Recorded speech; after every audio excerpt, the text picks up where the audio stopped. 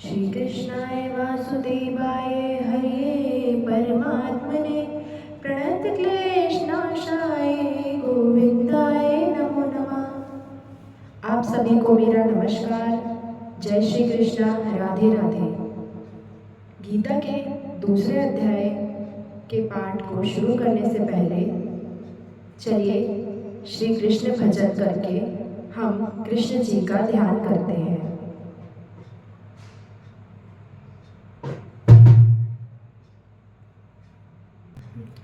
राधिका गोरी से विरज की छोरी से, राधिका गोरी से विरज की छोरी से, मैया कराए मेरा उम्र तेरी छोटी है, नजर तेरी खोटी है, कैसे करा दूँ मेरा छोरा ब्याह करायो, तेरी गैया मैं न चराऊँ, जो नहीं ब्याह करायो, तेरी गैया मैं न चराऊँ।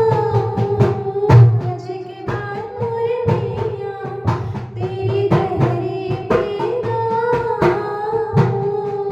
आज के बाद मोरे मियाँ तेरी गहरी पीना, भोजन में बनवाऊँगा लाऊँगा छप्पन प्रकार के, राधिका गोरी से विरज की छोरी से, मैया कराए पीरूगा। जय श्री कृष्णा, राधे राधे। दूसरा अध्याय। अर्जुन कहे श्री कृष्ण को, सुनो कृष्ण भगवान, देखना चाहूं जो आज मैं दोनों सेन महान, दोनों सेन महान जो वीर लड़ने आए, क्या क्या उनके नाम, सेना संग कितनी लाए, रथ मेरे को ले चलो दो सेना दरमियान, बेजर मानो मम कथन सुनो कृष्ण भगवान।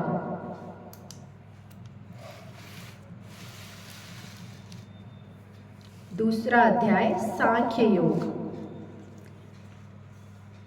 महर्षि वेद व्यास के वरदान स्वरूप मिली दिव्य दृष्टि से देखते हुए संजय बोला, हे राजन, अर्जुन का हृदय दया के भाव से भर चुका है, उसके नेत्र अश्रुओं से भरे हुए हैं, वह रुदन करते हुए व्याकुलता की चरम सीमा तक पहुंच गया है। भगवान श्री कृष्ण उसे ढांढस बंधाते हुए कह रहे हैं कि हे पार्थ, युद्ध के ऐसे विकट समय में तेरे मन में दुख और विषाद की भावना कहाँ से उत्पन्न हो गई है। इस प्रकार के विचार मन में मत आने दे। ऐसी बातों से ना तो स्वर्ग की प्राप्ति होती है और ना ही कीर्ति होती है। हे अर्जुन, इस समय नपुंसकों के समान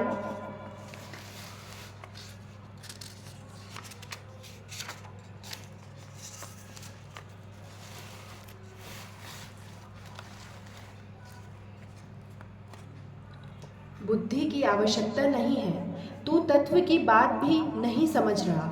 हे श्रेष्ठ धनुर्धर, अपने हृदय से नीच बुद्धि का त्याग करके युद्ध के लिए खड़ा हो।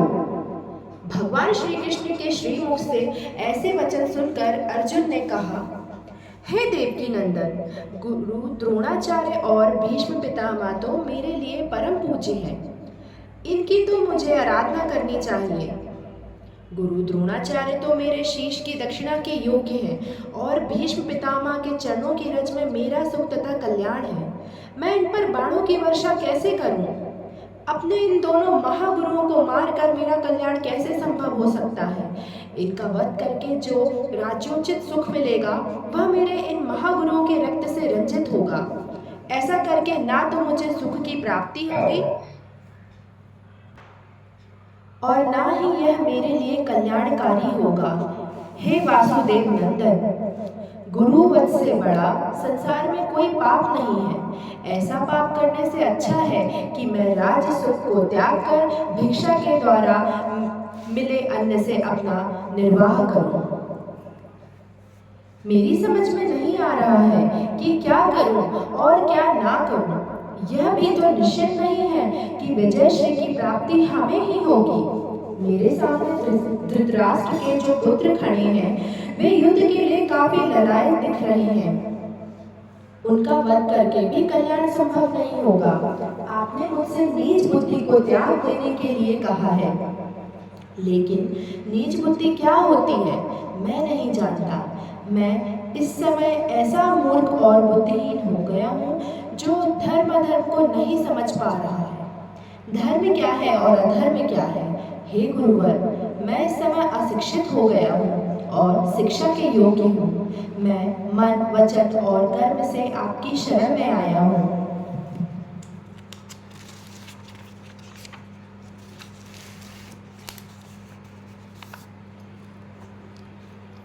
इस समय मुझे अपना शिष्य समझकर आप मुझे ज्ञान दें, जिससे मेरा शोक दूर हो। हे प्रभु, इस शोक से मेरी इंद्रियां सूख गई हैं। मुझे ऐसी कोई राह नजर नहीं आ रही है जिस पर चलकर मेरा द्रवित और दुखी मन शोक से दूर हो सके। हे श्री कृष्ण, यदि मैं पृथ्वी का धन धान्य से परिपूर्ण व निष्कंटक राज्य और देवलोक की सामग्री भी पा जाऊं, तब भी इन सब का वध करके मेरे शोक का निवारण संभव नहीं है। मातृभूमि का राज्य तो मेरे लिए तुच्छ ही है। कुछ क्षण खामोश रहने के बाद संजय बोला, हे राजाधिराज, यह कहकर अर्जुन चुप हो गया कि मैं किसी भी प्रकार इनसे युद्ध नहीं कर सकूंगा। तब भगवान श्री कृष्ण मुस्कुराते हुए अर्जुन को समझा रहे हैं, हे अर्जुन, विवेकी बन। विवेकी पुरुष किसी वस्तु की चिंता नहीं करते। तू व्यर्थ ही ऐसे लोगों के लिए शोक कर रहा है जिनके लिए तेरा शोक करना बुद्धिमानी नहीं है। जिन्हें मारने के लिए तू शोकग्रस्त है वह तेरा भ्रम है। यह पहले भी थे, आज भी है और भविष्य में भी रहेंगे। यह तो सिर्फ आत्मा है जो बोलती है। आत्मा अविनाशी है। शरीर की 4 अवस्थाएं होती हैं, बालपन, यौवन, वृद्धावस्था और मृत्यु। यह देह इन्हीं 4 अवस्थाओं से घिरी है। विवेकी पुरुष आत्मा को अविनाशी मानते हैं।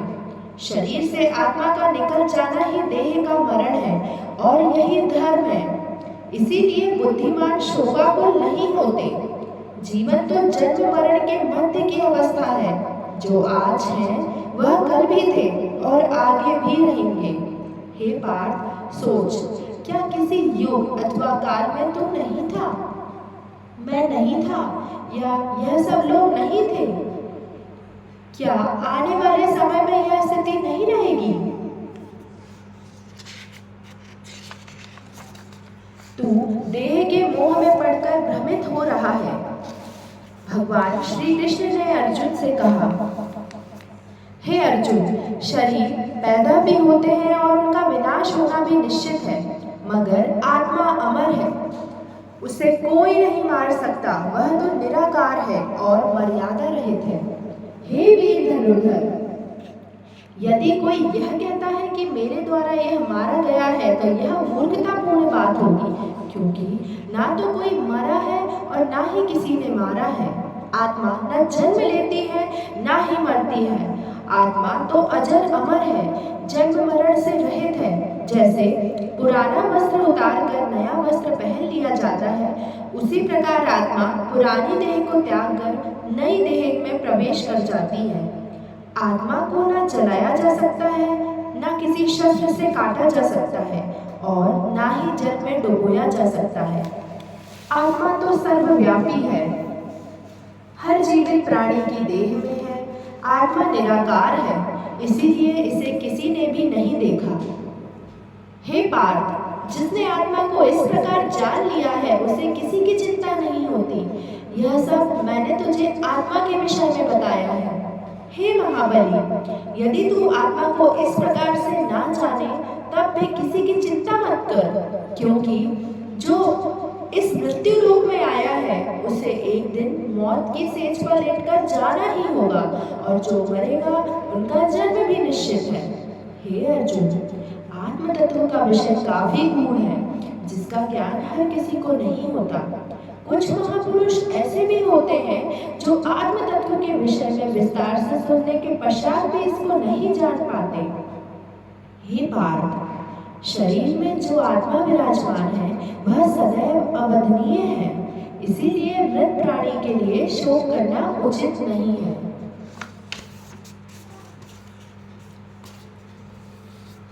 श्री कृष्ण ने कहा, हे धनुर्धर, तूने क्षत्रिय कुल में जन्म लिया है, इसीलिए अपने क्षत्रिय धर्म का पालन करते हुए युद्ध कर। युद्ध कर्म से ही क्षत्रिय का कल्याण होता है। जो क्षत्रिय युद्ध भूमि में वीर गति को प्राप्त होते हैं, उनके लिए स्वर्ग के द्वार हमेशा खुले रहते हैं। अतः तू युद्ध कर। यदि तू युद्ध नहीं करेगा तो अपने कर्तव्य से विमुख और कायर समझा जाएगा। तेरी कीर्ति कलंकित हो जाएगी। लोग लंबी अवधि तक तेरी अपकीर्ति का बखान करेंगे। जो किसी भी वीर पुरुष के लिए मरण समान है, वह योद्धा जो तुझे एक वीर धनुर्धर के रूप में देखते हैं, वही तुझे युद्ध से विमुख हो जाने वाला कायर कहेंगे। तेरे शत्रु तेरी निंदा करेंगे। एक वीर योद्धा के लिए इससे बड़ा दुख क्या हो सकता है। इसलिए हे अर्जुन, युद्ध करना ही तेरे कुल और मर्यादा के लिए शोभनीय है।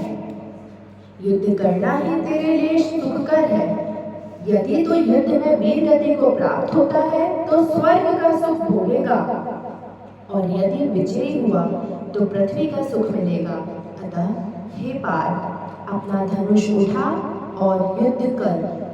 यदि स्वर्ग या राज्य की प्राप्ति की इच्छा मन में ना हो तो भी सुख दुख, लाभ हानि, जय पराजय सबको एक समान मानकर युद्ध कर।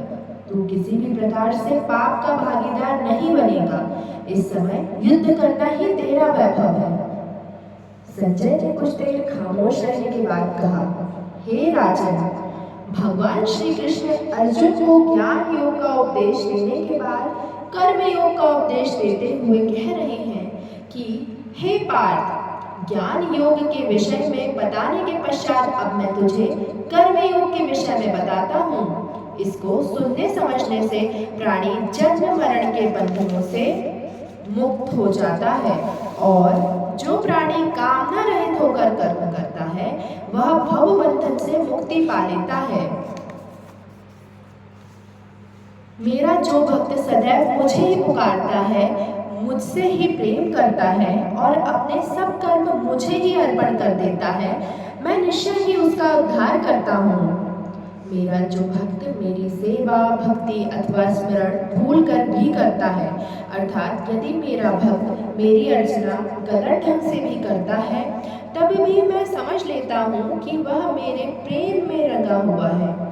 मर्यादा पुरुषोत्तम राम ने अपने प्रति भीलनी की भक्ति और प्रेम को देखकर उसके जूठे बेर खाए थे। वह मेरा इससे पहला अवतार था। हे वीर पराक्रमी अर्जुन, मैं भक्त के भाव देखकर ही प्रसन्न हो जाता हूँ। उसकी भक्ति देखने में अवश्य थोड़ी है, लेकिन मेरे लिए पर्याप्त है। मेरा भक्त मुझे एक तुलसी दल या पुष्पमाला अर्पण करे, अथवा मेरा नाम एक ही बार लेकर नतमस्तक हो जाए, यह भावना थोड़ी अवश्य है, लेकिन इसका परिणाम या फल बहुत बड़ा है। मेरा ऐसा भक्त जीवन मरण का बंधन काटकर मेरे अविनाशी पद में विलीन हो जाता है। हे अर्जुन, यहाँ मैंने अपने भक्त की श्रद्धा और भक्ति का संक्षेप में वर्णन किया है।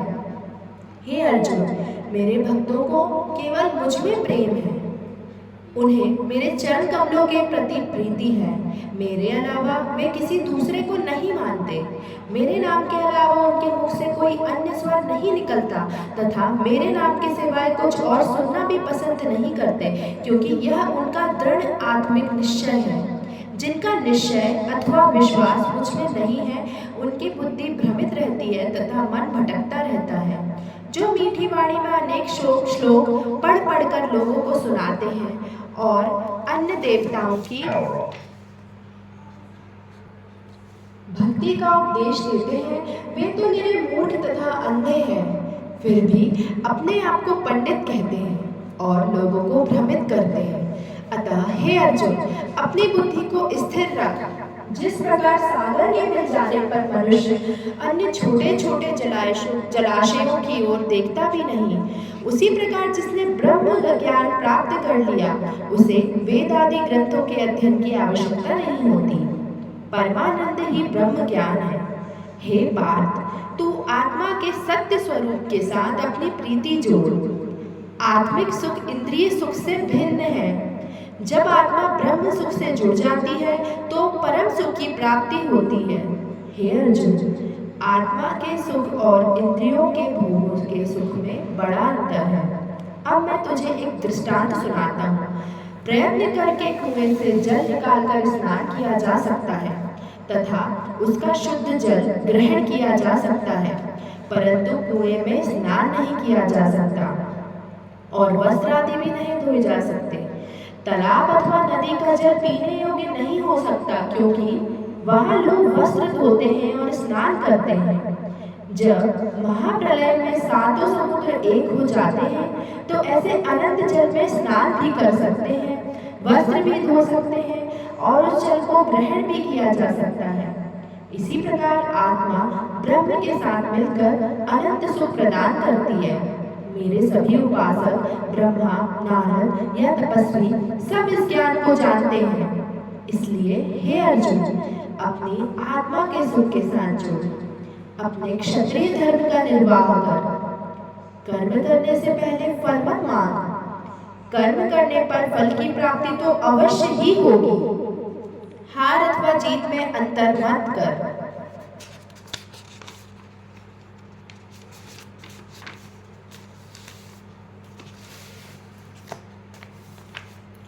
दोनों को एक समान मान और युद्ध कर। हे पार्थ, कर्म फल का लोभ त्याग कर बुद्धि योग का मार्ग अपनाने में ही तेरी भलाई है।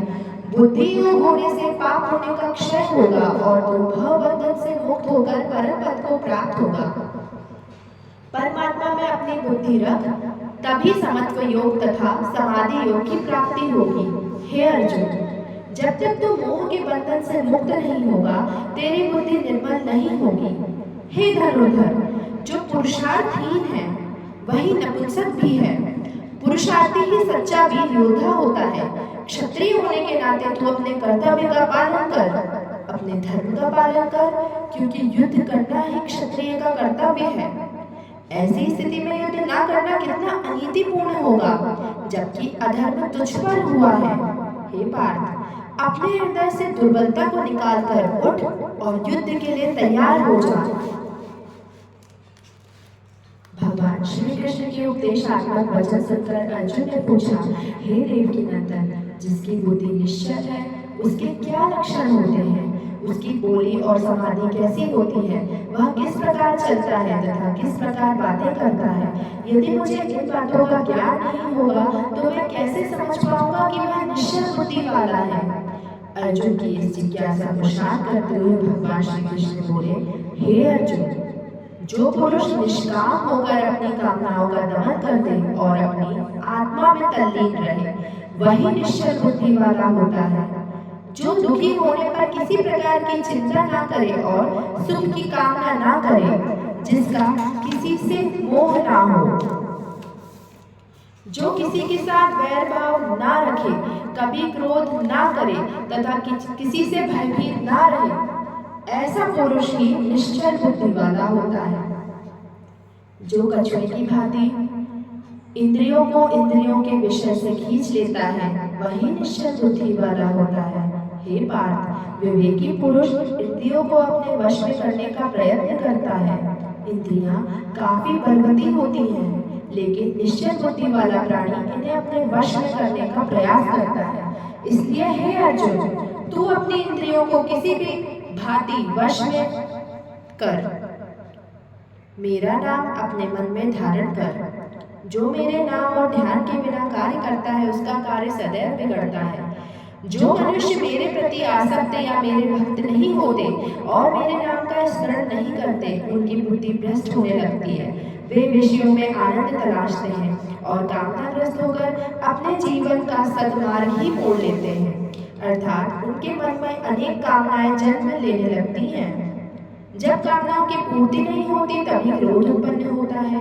क्रोध से लोभ तथा मोह पैदा होते हैं, जिससे चैतन्यता का नाश होता है और चैतन्यता के नाश होने से उसका भी नाश हो जाता है। जब बुद्धि भ्रष्ट या नष्ट होती है तो वह पशु समान हो जाता है। इसलिए मेरे भक्त सांसारिक मनुष्यों का साथ कभी नहीं करते। हे पार्थ, जो जीव इंद्रियों को अपने वश में करके भगवत परायण होता है, अर्थात विषय भोगों को भोगते हुए भी जिनकी आस्था मुझ में रहती है, उन्हें सांसारिक दुख एवं विकार आदि कभी नहीं सताते। जिन्होंने मेरी आज्ञा से मिला शोक मेरा प्रसाद समझकर भोगा, उस पर मेरी अपार कृपा रहती है। मेरी कृपा से उनके तन मन के हर छोटे बड़े दुख का नाश होता है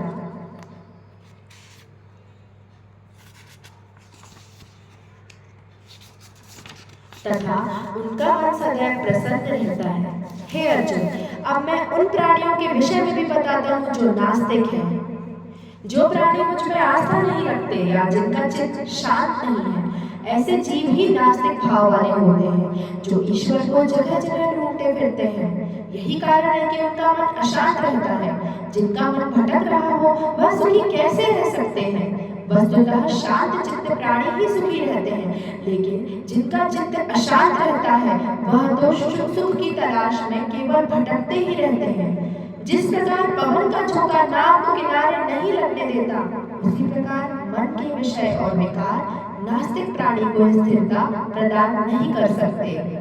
मगर जो प्राणी विषय और विकारों से विचलित हुए बिना ही चित्त को एकाग्र कर लेते हैं, उनकी बुद्धि में अवश्य ही स्थिरता आ जाती है। जब मन एकाग्रचित होता है तो विषय विकारों का उत्पन्न होना संभव नहीं हो पाता, जिससे बुद्धि स्थिर और दृढ़ रहती है। हे पार्थ, जब प्राणी रात्रि के समय सोता है, उस समय योगी का दिन आरंभ होता है। जब प्राणी का दिन होता है तब योगी के लिए रात होती है। योगी रात के प्रहर में मेरा भजन करते हैं, जबकि नास्तिक विषयों में आसक्त हो जाते हैं। इसलिए जो योगी तथा मेरा भक्त है, वह कामना मोह आदि सब त्याग कर अपना मन मुझ में लगाता है, जिससे उसे परमानंद की प्राप्ति होती है। हे कौन्तेय, जो प्राणी ब्रह्म को प्राप्त कर लेता है वह कभी भी माया के मोह में नहीं फंसता, क्योंकि उसका हृदय तो ब्रह्मानंद में लीन रहता है, जिसके फलस्वरूप माया आदि विकार उसका स्पर्श तक नहीं कर पाते। वह मोक्ष और मुक्ति पाने का सच्चा अधिकारी होता है। दूसरे अध्याय का महात्म्य। भगवान नारायण बोले, हे लक्ष्मी, गीता के प्रथम अध्याय के महात्म्य को मैं पहले ही विस्तार रूप से तुम्हें सुना चुका हूँ। अब मैं दूसरे अध्याय का महात्म्य बताता हूँ, ध्यान से सुनो।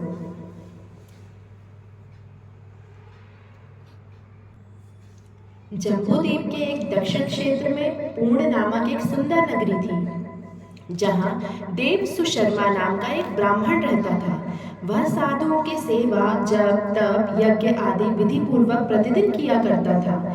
एक दिन उसने एक साधु की सेवा करने के पश्चात नम्र भाव से उससे कहा, हे संत महाराज, मैं अज्ञानी हूँ, आप मुझे कुछ ज्ञान का उपदेश दें, जिससे मुझे शांति की प्राप्ति हो। साधु ने देव सुशर्मा से कहा, मैं तुम्हें ज्ञान का उपदेश नहीं दे पाऊंगा। तुम्हें ज्ञान की प्राप्ति कुछ समय पश्चात किसी ब्रह्म ज्ञानी संत से होगी। इतना कहकर वह साधु अपने गंतव्य की ओर चला गया। इस तरह देव सुशर्मा को साधु संतों की सेवा करते हुए बहुत दिन बीत गए। उसका अधिकतर समय देवाराधना में व्यतीत होने लगा। एक दिन जब वह प्रतिदिन की तरह संतों की सेवा कर रहा था, तभी एक ब्रह्मचारी संत का आगमन हुआ। देव सुशर्मा ने उसकी बहुत सेवा की और नतमस्तक होकर बोला, हे कल्याणकारी संत, कृपया मुझे आत्मज्ञान का उपदेश दीजिए, जिससे मेरे जीवन का कल्याण हो और मैं मोक्ष को प्राप्त हूँ। ब्रह्मचारी संत ने कहा, मैं तुझे गीता का दूसरा अध्याय सुनाता हूँ, जिसके श्रवण मात्र से ही तेरा कल्याण हो जाएगा। गीता के दूसरे अध्याय को सुनने से पहले भी क्या किसी का कल्याण हुआ है? देव सुशर्मा ने पूछा। इस पर ब्रह्मचारी संत के चेहरे पर पवित्र मुस्कान उभर आई और वह बोले,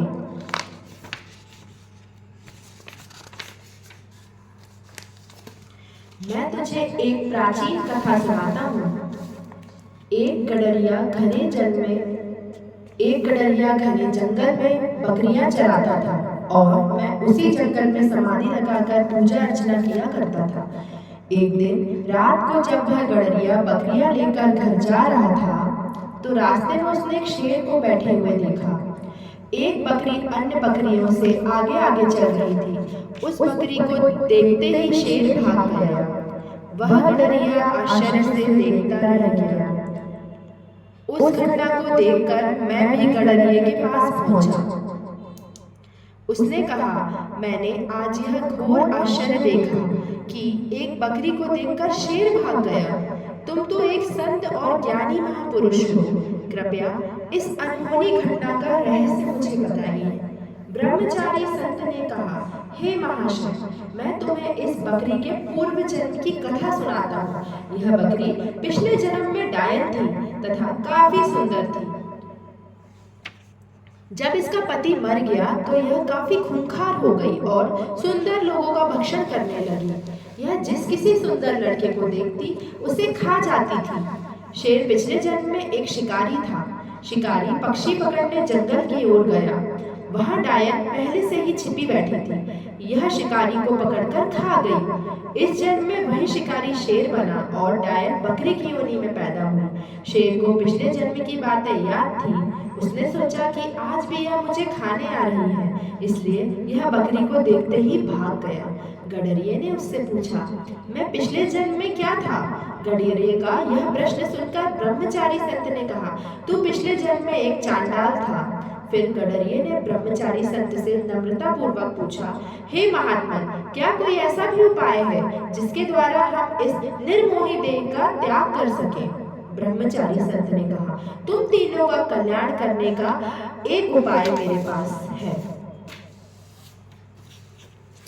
पर्वत की कंदरा में एक शिला थी। उस पर गीता का दूसरा अध्याय लिखा हुआ था। मैंने उस अक्षरों को उस शिला पर देखा था। अब मैं तुम्हें ध्यान मग्न होकर सच्चे हृदय से उस अध्याय के अक्षरों का मर्म सुनाता हूँ। ध्यान से श्रवण करो। तब ब्रह्मचारी संत ने उन्हें गीता के दूसरे अध्याय के अक्षर सुनाए। उसी क्षण आकाश से विमान उतरा और उन तीनों को लेकर बैकुंठ लोक की ओर चला गया। इस प्रकार उन तीनों ने अधम देह को त्याग कर मोक्ष प्राप्त किया। देव सुशर्मा ने भी गीता के दूसरे अध्याय का ज्ञान पाकर मोक्ष प्राप्त किया। यह कथा समाप्त करके भगवान विष्णु ने लक्ष्मी से कहा, हे लक्ष्मी, जो मनुष्य गीता के दूसरे अध्याय को पढ़े अथवा श्रवण करे उसका वर्णन अवर्णनीय है। गीता के इस अध्याय का पाठ सुनने से प्राणी मुक्ति को प्राप्त होते हैं। बोलो भगवत गीता की जय।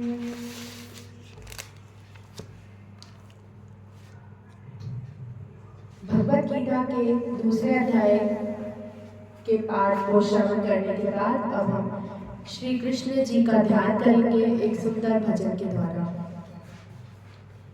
जग में